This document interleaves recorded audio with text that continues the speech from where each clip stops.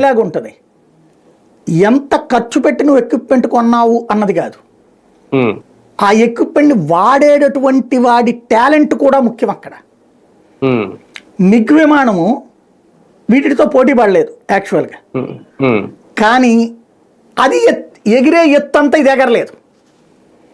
అది దాదాపుగా వీటన్నిటికంటే హైయెస్ట్ పైకి ఎగురుతుంది, కానీ వీటంతటి దూసుకుపోవడం తక్కువ ఉంటుంది.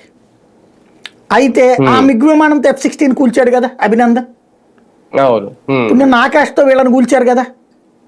ఇప్పుడు పరుగు పోయింది ఎవరికంటే అంతర్జాతీయంగా ఈ మొత్తం యుద్ధంలో అమెరికా చైనాల యొక్క రక్షణ చేతకానితనం బయటపడింది.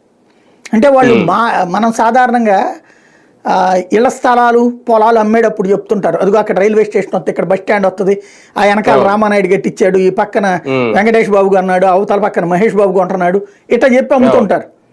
అట్లాగే వీళ్ళిద్దరూ కూడా వాళ్ళ యొక్క JF-17 F-16 గురించి చాలా గొప్పలు చెప్పి అమ్మారు ప్రపంచానికి, హైయెస్ట్ కాస్ట్లీగా అమ్మారు. తీరాజు వస్తే అవి ఉత్తుత్తియే, వీటంత పవర్ఫుల్ కాదు, అవి ఏమీ అదేది వాటి గురించి ఏం చెప్పారంటే అభేద్యం అని చెప్పారు, వాటిని ఎవరు టచ్ చేయాలని చెప్పారు. ఆ మధ్యన ఫస్ట్ మనం కూల్చి చూపెట్టాం, మన రష్యా ఉక్రెయిన్ వారప్పుడు రష్యా లేపేసింది. అందుకని F-16 ఫెయిల్యూర్ అయిపోయి అమెరికా ఇప్పుడు అవి వదిలేసేసి